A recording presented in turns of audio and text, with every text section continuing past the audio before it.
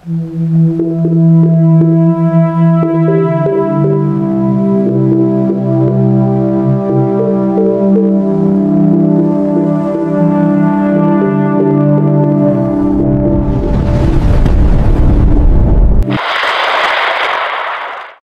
ang pinakahuling update sa lagay ng panahon ngayong Huwebes, ika-4 ng Setyembre taong 2025.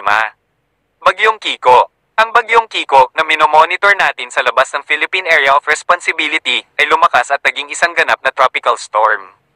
Huling namataan malapit sa Japan, taglay nito ang lakas ng hanging 70 km per hour at bagsong umaabot sa 95 km per hour. Kumikilos ito pahilaga silangan sa bilis na 15 km per hour.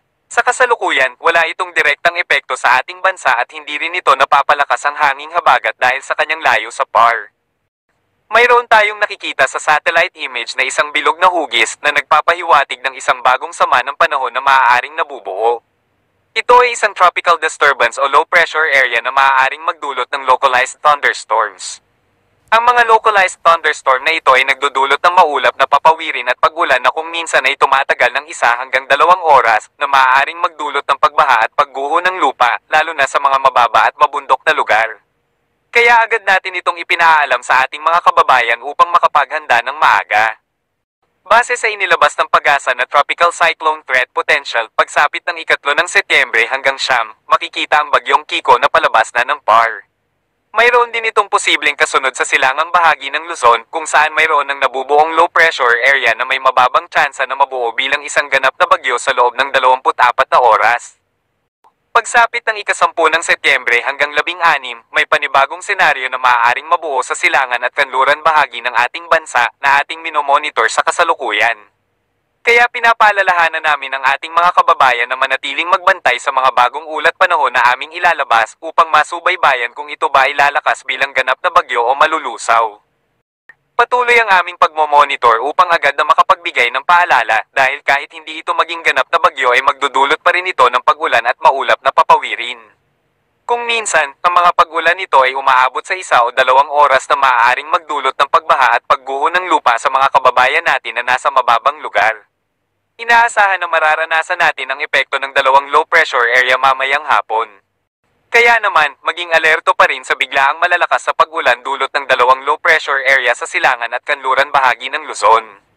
Lalo na dito sa kanluran, maging alerto dahil 2 weather system ang maaaring makaapekto sa nasabing mga lugar dahil sa dala nitong thunderstorm, hanging habagat, at LPA. Sa kasalukuyan, patuloy pa rin ang pag-iral ng hanging habagat. Ngunit hindi ito napapalakas ng Bagyong Kiko dahil sa sobrang layo nito sa ating bansa. Ngunit patuloy pa rin ang aming paalala na manatiling maging alerto at nakaantabay sa mga bagong ulat panahon dahil hindi natin inaalis ang mga posibleng pagbuo pa rin ng mga bagong sama ng panahon dahil mayroon nga tayong 2 hanggang 4 na bagyo ang maaaring mabuo ngayong buwan ng Setyembre base sa inilabas ng Pag-asa na climatological track. Para sa karagdagang impormasyon at mga update, mag-subscribe sa aming YouTube channel at i-click ang bell icon upang ma-notify sa mga bagong ulat panahon. Ibahagi rin ito sa iba upang makatulong sa ating mga kababayan na nangangailangan ng impormasyon ukol sa lagay ng panahon sa ating bansa. Maraming salamat sa inyong lahat. Narito ang lagay ng panahon sa iba't ibang rehiyon ng ating bansa. Kanlurang Luzon. Dahil sa patuloy na hanging habagat, inaasahan ng maulap na panahon na may kalat-kalat na pag-ulan sa kanlurang bahagi ng Luzon. Makakaranas ng maulap na papawirin at pag-ulan ng Ilocos Norte, Abra, Ilocos Sur, La Union, Pangasinan, Zambales, Bataan, Tarlac, Pampanga, Cavite, Batangas, Occidental Mindoro, at Oriental Mindoro. Silangang Luzon. Inaasahan ng pagbuti ng panahon sa Batanes, Buabuyan Group of Islands, Kalinga, Mountain Province, Ifugao, Cagayan Valley Region, Isabela, Quirino, Aurora, Nueva Vizcaya, Bulacan, Quezon Province, Polillo Islands, Laguna, Camarines Norte, Camarines Sur, Albay, Catanduanes, Sorsogon, at Masbate. Posibleng makaranas ng mainit na panahon sa umaga, ngunit may localized thunderstorms sa hapon at gabi dahil sa low pressure area sa kanluran at silangang bahagi ng Luzon. Visayas. Inaasahan ng maaliwalas na panahon sa buong Visayas dahil sa paghina ng hanging habagat. Posibleng makaranas ng mainit na panahon sa umaga, ngunit may bahagyang maulap na papawirin sa hapon at gabi. Mindanao. Inaasahan ang pagbuti ng panahon sa buong Mindanao sa umaga, ngunit may tsansa ng maulap na papawirin at kalat-kalat na pag-ulan sa hapon at gabi dahil sa localized thunderstorms. Maging alerto sa Zamboanga Peninsula, Autonomous Region in Muslim Mindanao, Socsargen, Davao Region, Caraga Region, at Northern Mindanao. Palawan, inaasahan ng fair weather sa Palawan.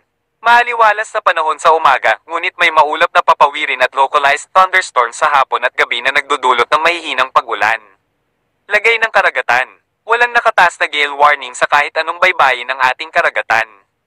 Iba yung pag-iingat sa mga nais pumalaot. Malayang makakapangisda ang ating mga kababayan sa kahit anong baybayin ng ating karagatan dahil light to moderate ang lagay ng panahon at katamtaman lang ang mga pag-alon. Ang mataas na pag-alon ay makikita lamang sa may bagyong Kiko. Para sa mga bagong ulat panahon, mag-subscribe sa aming YouTube channel. Mag-share upang marami tayong mapaalalahanan. Ingat po! Dumako naman tayo sa ating partner para sa mga karagdagang impormasyon sa loob ng ating bansa. Nakalabas na po ng ating Philippine Area of Responsibility itong si Bagyong Kiko. At sa ngayon po ay huli po natin itong namataan sa layong 1,100 kilometers east-northeast ng extreme northern Luzon. Sa ngayon po kung mapapansin natin, wala po itong dalang epekto sa anumang bahagi ng ating bansa. Ngunit yung extension po niya o yung mga kaulapan nito ay meron pa rin pong posibleng maiwan dito sa may Philippine Sea at sa ngayon ay binabantayan natin or minomonitor natin itong mga kaulapan na to at dahil posible po na may mabuong bagong sama ng panahon galing po dito sa kumawalang cloud cluster po. Samantala, southwest monsoon pa rin po ang patuloy na nakakaapekto sa malaking bahagi ng Luzon at asahan pa rin natin na magpapatuloy ang epekto ng habagat sa kanlurang bahagi ng Luzon at pati na rin po sa may Visayas area at dito rin po sa Metro Manila asahan pa rin po natin yung makulimlim na panahon na may kalat-kalat na pag-ulan, pagkulog at pagkidlat. Pero sa silang bahagi po ng Luzon, asahan po natin ang maaliwalas na panahon ngunit mataas yung tsansa ng localized thunderstorms pagdating ng hapon o gabi. Ito naman po yung ating mga agwat ng temperatura kung saan po sa Metro Manila maaaring umabot po ng 24 to 30 degrees Celsius ang kanilang agwat ng temperatura. Dumako naman po tayo sa Palawan, Visayas at Mindanao kung saan humina po yung epekto nitong habagat dito po sa may areas ng Palawan, Visayas at Mindanao at ang aasahan lang ng mataas na tsansa ng mga afternoon rain showers. So ito naman po yung mga agwat ng temperatura na aasahan natin kung saan medyo may kataasan po yung ating mga maximum temperatures which ranges po from 31 to 32 degrees Celsius. Para naman po sa ating sea condition, wala naman po tayong nakataas na gale warning sa anumang baybaying dagat ng ating bansa at yung ating mga pag-alon po ay nasa banayad hanggang katamtaman lamang kaya't posible po or malaya po makakapaglayag yung ating mga mandaragat ngayong araw po yan hanggang bukas.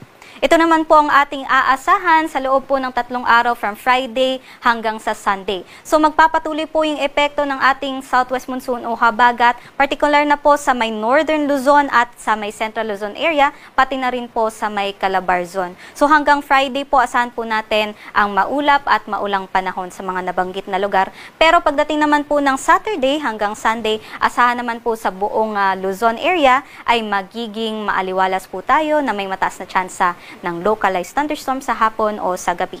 Included na din po dyan dito po sa may Southern Luzon area, kabilang na nga po ang Bicol region, kakaroon po tayo ng maaliwalas na panahon. Dito naman po sa Visayas, pati na rin po sa Mindanao, asahan po natin na maliit lamang po yung epekto nitong southwest monsoon at magiging maliwalas po tayo sa buong Friday hanggang Sunday po yan, pero mataas pa rin po yung tsansa ng mga localized thunderstorms. Para naman po sa Kalakhang, Maynila, ang ating araw ay lulubog mamayang 6 p.m. at buo ito po'y sisikat ng 5:44 a.m.